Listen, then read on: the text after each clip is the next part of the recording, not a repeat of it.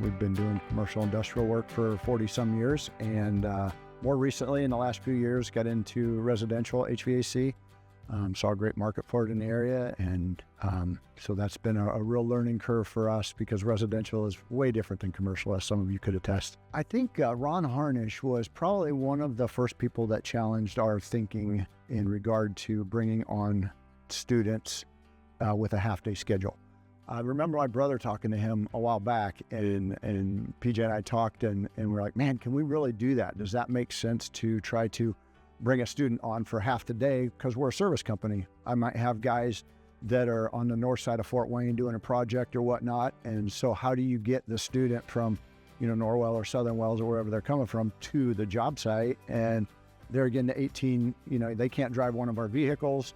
So at that time, I think we were kind of like a little standoffish about it. But here in the last year or two, we've really recognized the need for skilled tradesmen in our industry. For probably 20, 25 years, there's been this huge gap. And as some of you know, try to find a 35 or 40-year-old that is a HVAC tech, and they are hard to find. Because there was such a gap there. Now we've seen that turn. Maybe in the last 5 years, we've gotten way more applications than we ever had in the past. So kudos to you guys that are encouraging them into the trades. Another part of it that we've recognized is that by bringing young people on right out of high school, we have the opportunity to bring them right into our culture and to Felgerize them, as we would say. I think we take a lot of pride in the excellence of work and the craftsmanship and all that, and so you're not trying to undo habits that have been learned. That you can train the young people right out of the gate the way that you want them to learn, and be a part of our culture as well.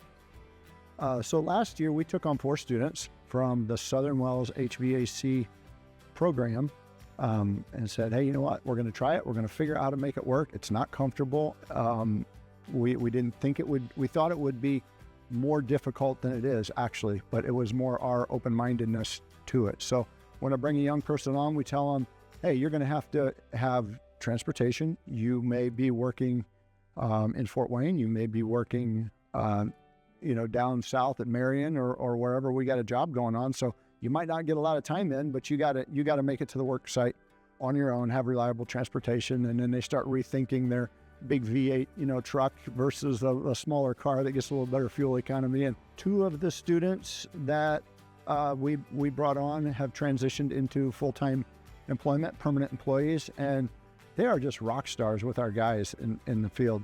We've had some employees, much older that have not panned out so well, and these 2 particular young men that we have right now, they have awesome reputation. And how I know that they're doing a good job is when the techs say, put that kid on my job. I want that kid back. I want him again, And when they start arguing over who gets, one of the boys, then they call them the toddlers and the babies for some reason. I don't know, because the youngest ones, and then there's a couple that were a little bit older, but they want them on their jobs. And I tell the boys that up front. I'll say, guys, here's the thing. If these guys don't want you on their job, then I don't have work for you. And if I don't have work for you, I'm not going to pay you, because you got to do something to earn your keep, So if you want to be here, if you want to place here, your job is to make those guys ask for you on their team. It's kind of like natural selection. And the techs will do that. They just naturally, your employees are going to say, keep that one. Make sure don't let that one go. They'll tell you that. And if the boys are interested in learning and growing, and they're motivated and they have drive, we can teach them the stuff, and they usually do pretty good at the hard skills if the soft skills are there. So the soft skills are really, really important. Being on time, obviously, not messing around on your phone all day, and those kind of things. We've established a really good working relationship with the Southern Wells HVAC program.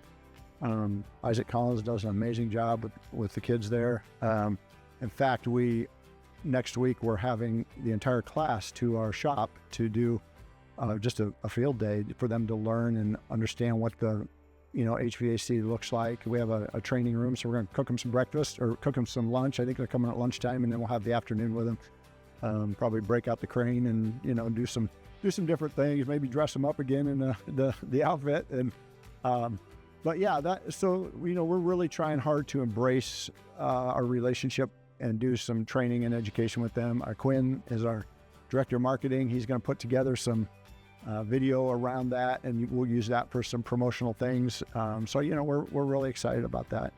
Yeah, I can't say that we have it all figured out by any means. We don't. We just figured out that we have to figure out how to make this schedule and working with these students work, because that is our future. And so there's an expense that goes with it, but the expense to us not to invest is greater than the expense of putting investing in the next generation. Because if we don't, if we're we can have the concept that, hey, what if we train them up and we get them all good and then they go move on to somebody else?